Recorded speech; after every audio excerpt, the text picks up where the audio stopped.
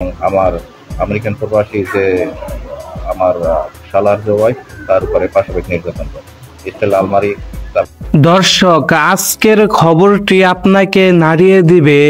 পটুয়াখালীর কলাপাড়ায় ঘটেছে এক হৃদয় বিদারক ও ভয়াবহ ডাকাতি ও ধর্ষণের ঘটনা।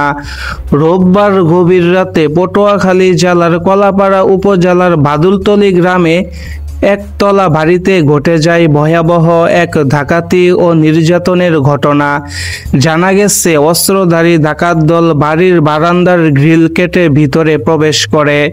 তারপর পরিবারের সকল সদস্যকে হাত মুখ বেঁধে জিম্মি করে ফেলে তারা। আলমারি ও সুকেসের চাবি জোরপূর্বক আদায় করে নিয়ে যায় 13 ভরি স্বর্ণ ও নগদ 50,000 টাকা।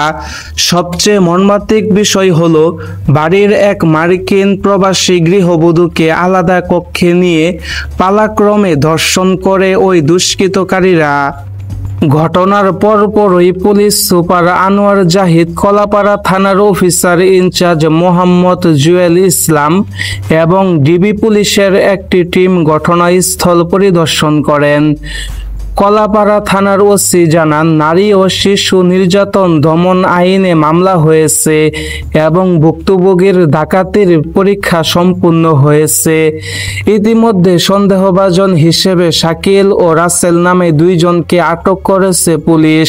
তদন্ত চলছে এবং আরও তথ্য উদ্ঘাটনে পুলিশ নিরস্ত্রভাবে কাজ করছে। এই ধরনের পাশবিক অপরাধ সমাজকে নাড়িয়ে দেয়। অপরাধীদের দ্রুত বিচারের আওতায় আনতে চাই আমরা সবাই। যদি আপনার কাছে এই ঘটনার কোনো তথ্য থাকে, অনুগ্রহ করে স্থানীয় প্রশাসনকে জানান। এই ধরনের প্রতিবেদন আরও পেতে আমাদের চ্যানেলটি সাবস্ক্রাইব করুন এবং ভিডিওটি শেয়ার করুন।